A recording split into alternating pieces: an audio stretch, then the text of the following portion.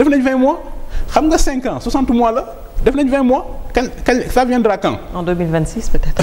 Alors ci beneen fànn également on a vu ces derniers temps. Ancien président Macky Sall. il a eu à faire quand même énormément de sorties. waaw loolu tam lan lañ ci mën a jàngat.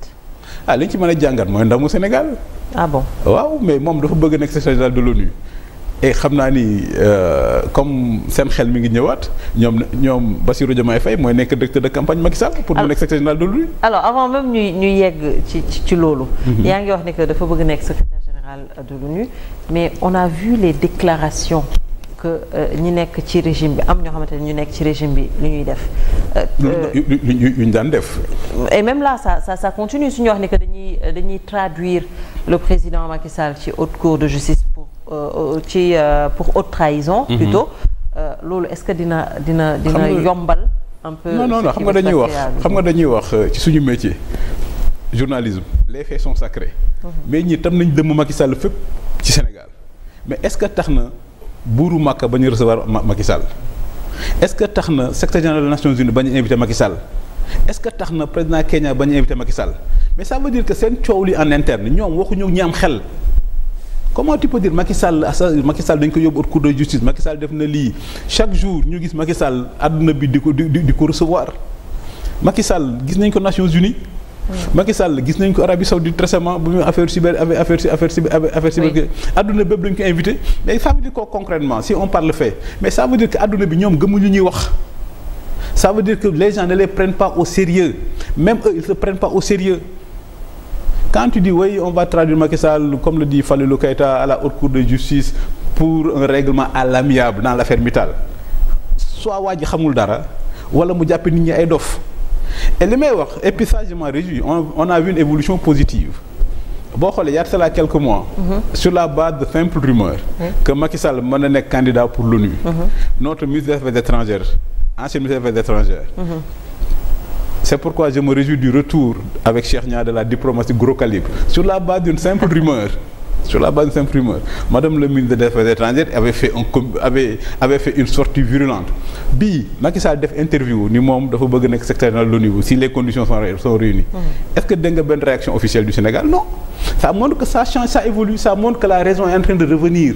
Ça montre ils ont compris que seen coow li ñu wax yëpp tam dëmm Macky Sall adduna bi gëmu leen ONU gëmu leen Arabie Saoudite gëmu leen France gëmu leen Macky Sall mi ngi continuer di rayonner dans le monde donc pour man loolu mooy di changement bi et changement boobu lu baax la dëkk bu nekk da ngay xool la différence entre les questions internes politiciennes ak les questions internationales Macky Sall nekk secrétaire général de l'ONU c'est dans l'intérêt national du Sénégal mu nekk le premier africain francophone jiite l'Organisation des Nations Unies képp ku nekk sénégalais dafa war a nekk sa fierté pour yow et li ma yaakaar ni Sénégal moom moo war a nekk directeur campagne Macky Sall xam nga si pour éviter benn affaire bu simple gàcce Sénégal.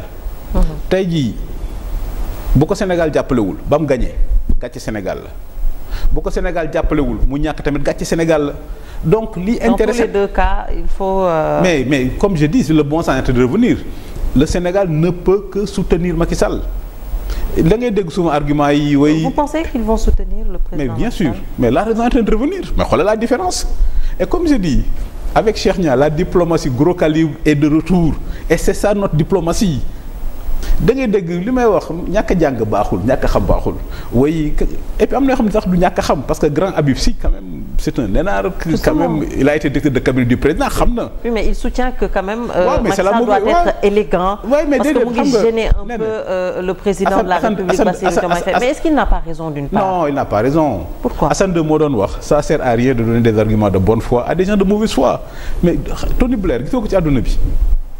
Tony Blair doo ko gis dans tous les forats internationaux est-ce que da nga mën séddee gouvernement britannique ne ça les gêne au contraire c'est complémentaire nee na lan moo gën a rafet pour Sénégal que Bassirou Diomaye Faye dem assemblée générale de l'ONU en tant que président du Sénégal am un Sénégalais bu nekk secrétaire général de l'ONU je me rappelle Sénégal bi ñuy def PSE c'était ça là pour moi loolu moom manqué woon bi Sénégal def PSE en 2014 celui que la Banque mondiale avait envoyé.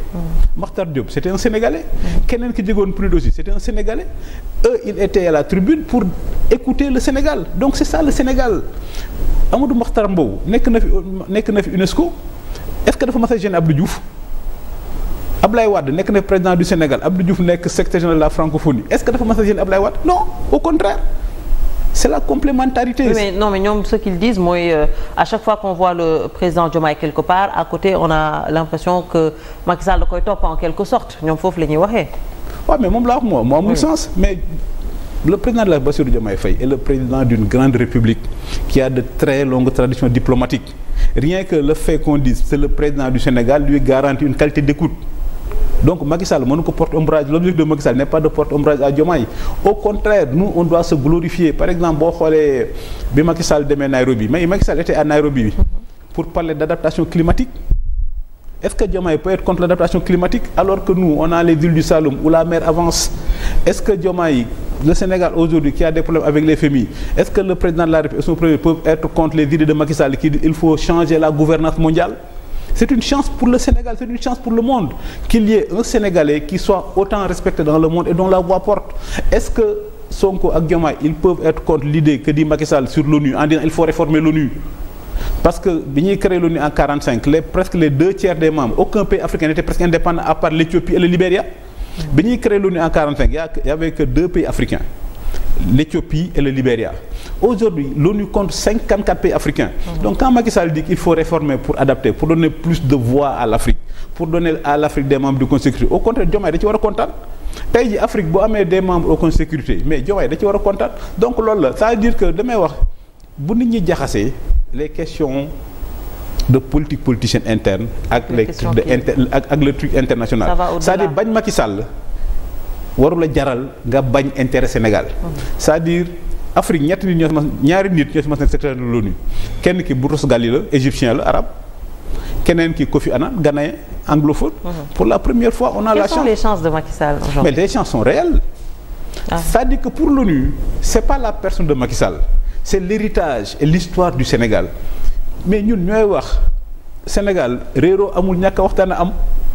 Mais l'ONU loolu rek la réeroo amul ñàkk waxtaan am et la tradition diplomatique initiée par Senghor de Senghor à Macky Sall veut que le Sénégal n'a pas d'ennemi que le Sénégal est un pays de dialogue et de civilisation tey jii boo xoolee ñun Sénégal nous sommes le pays de la négritude mais Senghor avait les meilleures relations avec le roi d'Arabie Saoudite. Les relations exceptionnelles que nous avons avec l'Arabie Saoudite, le gardien de Sainte Mosquée, c'était initié par un chrétien Léopold Sédar Senghor. Les rapports que nous avons avec le Maroc. Donc ça dit, c'est ça le Sénégal, carrefour la. Ça dit, nous sommes en face de l'Amérique. Qu'est-ce qui nous lie à l'Amérique? L'Amérique est la plus vieille démocratie en Amérique. Le Sénégal est la plus vieille démocratie du continent. Et c'est pourquoi chaque fois qu'il y a la visite d'un président américain en Afrique, même si c'est 2 pays, le Sénégal en fait partie. moom lay wax la théorie l'échange de Macky en termes simples moom lay wax la théorie des cercles concentriques.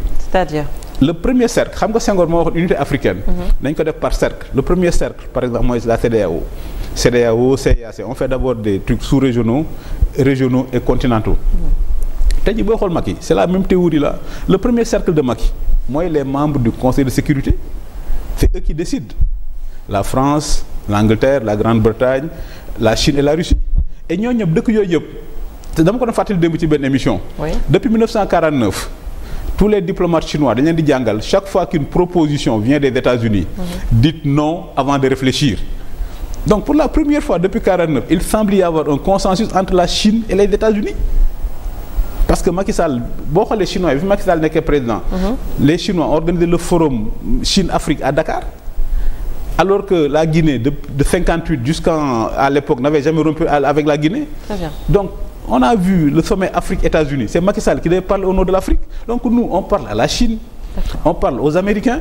La guerre en Ukraine bi mu amee kan moo fa njëkk a dem pour wax ak Poutine. Macky Sall mais Macky Sall te am na yoo xam ne c'est des coulisses yoo xam ne fekkee naa ko où le président chinois a dit à Macky Sall au sommet des BRICS en Afrique du Sud que après votre président si vous avez une ambition internationale vous pouvez compter sur mon soutien parce que je vous considère comme mon ami et il y a pas beaucoup de personnes qui peuvent se réclamer de mon amitié et Poutine a dit la même chose à Macky Sall que bon si après il est intéressé par une candidature la Russie va le soutenir et la même chose a été dite par le président indien qui dit que Macky Sall vous pourrez avoir le soutien du Sud global c'est ça que j'appelle les cercles concentriques.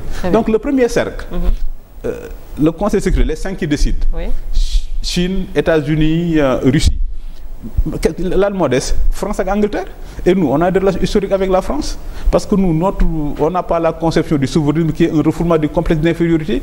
On assume l'héritage qu'il y a, le passé qu'il y a avec la France, mais nous on s'intéresse plus à l'avenir. Le deuxième cercle concentrique mooy l'OCI, mais les musulmans seraient contents d'avoir enfin un EG de l'ONU musulman. Et c'est quoi l'OCI? Mais c'est un truc de l'Arabie Saoudite. On a d'excellents rapports avec l'Arabie Saoudite. Le troisième cercle mooy l'Afrique. Mais les Africains seraient très fiers d'avoir un Africain. Et donc, si l'Afrique, les musulmans, le Conseil de sécurité, tout le monde veut que Macky devienne secrétaire général, pourquoi le Sénégal serait contre? Man gàcce boobu lay bañ. Que Sénégal bañ ko jàppale, àdduna bépp jàppale ko ñu fal ko. On va, de toute façon, temps dinañu wax ce qui va se passer et vous avez, d'après li nga wax yëpp, Macky Sall est là, en tout cas, toutes les chances.